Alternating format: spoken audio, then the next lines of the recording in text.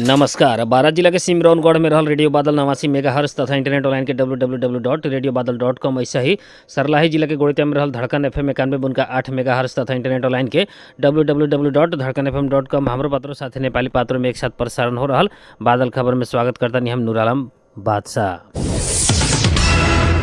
बारा के कोल्भी नगर पालिका एक बटौलिया में ट्रैक्टर से लड़के एक जने पुरनिया के मृत्यु भइल बाटे। ना 5 त 4675 नंबर के ट्रैक्टर से लड़के ट्रैक्टर में सवार उहे जगह के रहे वाला ट्रैक्टर मालिक के 65 वर्षीय नारायण चौधरी के मृत्यु भइल प्रहरी जनैल बाटे। ट्रैक्टर से लड़के गंभीर घायल भइल उनका के एनएमसी अस्पताल बीरगंज में इलाज के क्रम में ले गईला में मृत्यु भइल प्रहरी जनैल बाटे। अभी फरार ट्रैक्टर ड्राइवर के खोजी कार्य कैला के साथे इस संबंध में थप आवश्यक अनुसंधान हो रहल प्रहरी जानकारी दिले बाटे। बारा जिला के दूगो इलाका प्रशासन कार्यालय अपन क्षेत्र भीतर बासिंदा के पिछला समय सेवा देवे सकल नइखे। इलाका प्रशासन कार्यालय सिमरौनगढ़ आ इलाका प्रशासन कार्यालय कोल्भी के कार्यालय प्रमुख न भइला से सेवा प्रवाह प्रभावित भइल बाटे। इलाका प्रशासन कार्यालय सिमरौनगढ़ में 1 महीना से कार्यालय प्रमुख न भइला से स्थानीय सब नागरिकता बनावेला सदर मुकाम कलैया जाए के बाध्य भइल बाटे। इससे पहले गांव से ही एक दिन में नागरिकता ले रहल सिमरौनगढ़ के स्थानीय सब पिछला समय सदर मुकाम जाए के शिकायत कैले बाटे। लोग सिमरौनगढ़ जानकी नगर के परशुराम नागरिकता बनावेला कलैया जाए के पड़ला से बहुत पैसा खर्च होके के आ बहुत ही दिन दौड़े के पड़ेला कह के वहाँ के शिकायत कैनी। सिमरौनगढ़ स्थित इलाका प्रशासन कार्यालय के प्रमुख दसई के बाद सरुआ होके दूसरा ओरी गईला से नागरिकता जारी करे वाला कार्य रुकल बाटे। उक्त कार्यालय में अभी 1 जने नायब सूबा 2 जने कार्यालय सहयोगी बालोग नया नागरिकता प्रतिलिपि नागरिकता अप्रमाणित कागज पत्र बनावेला जिला प्रशासन कार्यालय कलैया भेजल गईल कार्यालय सहयोगी राम विश्वास कुशवाहा जनैले बानी। वहाँ के इलाका प्रहरी कार्यालय सिमरौनगढ़ से अभिलेख राख के आ नागरिकता लेवे आए वाला सबके कागजात सब चुस्त दुरुस्त करके भेजल जा रहल वहाँ के बताइनी। इलाका प्रशासन कार्यालय सिमरौनगढ़ में इससे पहले दैनिक 25 से 30 गो नया नागरिकता आ 8 से लेकर 10 गो प्रतिलिपि बनत रहे।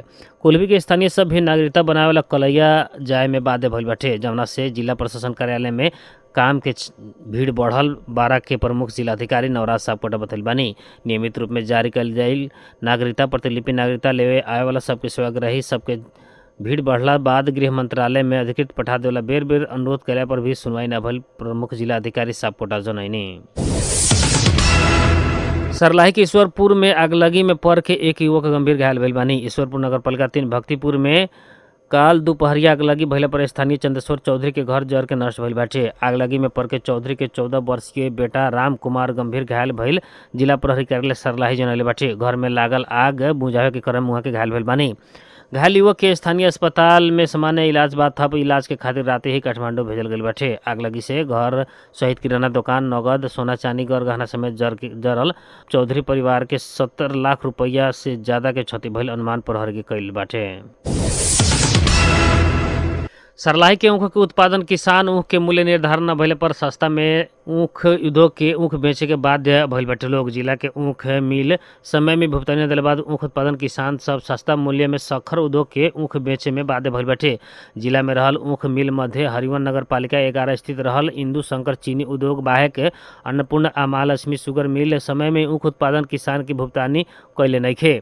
ऐसे समस्या में पड़ल जिला के ऊख उत्पादक किसान सब उत्पादन कैल ऊख सस्ता में सखर उद्योग के बेचे लागल बाटे। लोग जिला में रहल चीनी मिल में भी समय में संचालन न भइला पर ऊख बेचेला लंबा समय बीत चुकला पर भी भुगतानी न मिलल चिंता में रहल जिला के ऊख उत्पादक किसान स्थानीय सखर उद्योग के खुद उत्पादन कैल ऊख सस्ता में ही समय में बेचला पर खाली भइल जमीन में मसूरी, गेहूं आ धनिया लगावे के मिली कह के जल्दीबाजी में उ लोग ऐसा कैल बतावल गईल बाटे। पारसा के ठोरी गांव पालिका में लगावल गईल अवैध गांजा खेती प्रहरी नष्ट कैले बाटे। सूचना परिचालन तथा प्रहरी कार्रवाई के सिलसिला में जिला प्रहरी कार्यालय परसा काल दोपहरिया ठोरी 3 आ 4 स्थित 10 कट्ठा जमीन में लगावल गईल अवैध गांजा खेती नष्ट कैले बाटे। परसा प्रहरी के प्रवक्ता एवं प्रहरी नायब परीक्षक डीएसपी कुमार विक्रम थापा के अनुसार काल दोपहरिया 1 बजे से लेकर 5 बजे तक प्रहरी निरीक्षक इंस्पेक्टर संतोष राय के कमांड में खटल टोली अवैध रूप में लगावल गईल करीब 8000 गांजा के झाड़ सब नष्ट कैले बाटे। गांजा खेती में संलग्न सबके पहचान आ खोज तलाश भी हो रहल डीएसपी थापा बतैले बानी। जाजरकोट केंद्र बिंदु होके गत कार्तिक 17 गते गईल भूकंप से प्रभावित सबके निर्वाचन आयोग के पदाधिकारी सब 7 दिन बराबर के पारिश्रमिक सहयोग करे वाला भइल बाटे।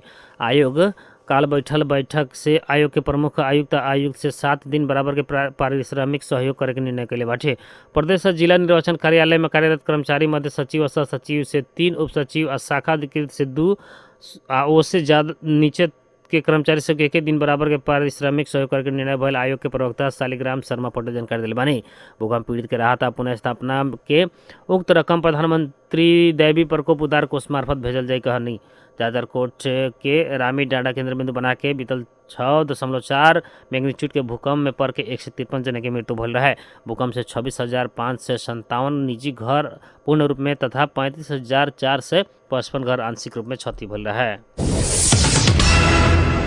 जाजरकोट के कुसे गांव पालिका में ठंडा से एक लड़की की मृत्यु भइल बाटे। कुसे गांव पालिका वार्ड नंबर 1 स्यागरी के सुनील बादी के 3 वर्ष के बेटी रक्षा के ठंडा के कारण मृत्यु भइल बाटे। निमोनिया बाद अस्पताल ले जाके क्रम में लड़की के छेड़ागाड़ स्थित मटेला में निधन भइल गांव पालिका अध्यक्ष हरीश चंद्र बसनेत बताइनी। गत कार्तिक 17 गते भूकंप से घर फटला बाद मृतक लड़की के परिवार सब तिरपाल के नीचे रहत आवत रहे लोग। जाजरकोट में बीतल भूकंप में घर गिरला बाद बहुत ऐसन पीड़ित सब अभी भी तिरपाल के नीचे रहे में बाध्य भइल बाटे।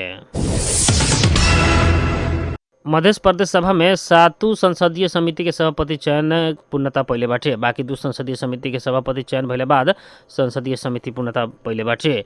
बाकी रहल प्रदेश मामला समिति के सभापति में नेकपा एकीकृत समाजवादी पार्टी के से रत्नेश्वर गोइत यादव आ कृषि तथा भूमि व्यवस्थापन समिति के सभापति में कांग्रेस के संजय कुमार महतो निर्विरोध सभापति में चयन भइल प्रदेश सभा सचिवालय जनल बाटे। इससे पहले 2 आषाढ़ में अन्य 5 दल से 5 गो संसदीय समिति के सभापति सहमति में ही चयन कल गया है। सार्वजनिक लेखा समिति के सभापति प्रमुख प्रतिपक्षी नेकपा एमाले के मंजू थापा, विकास समिति सभापति में जसपा के शारदा शंकर प्रसाद कलवार, महिला बाल बालिका तथा सामाजिक न्याय समिति में लोसपा के रूपा कुमारी यादव, अर्थ तथा योजना समिति में सतीश कुमार सिंह और प्राकृतिक स्रोत तथा वातावरण समिति में माओवादी केंद्र के शारदा पहाड़ी सभापति में चयन हो चुकल बानी।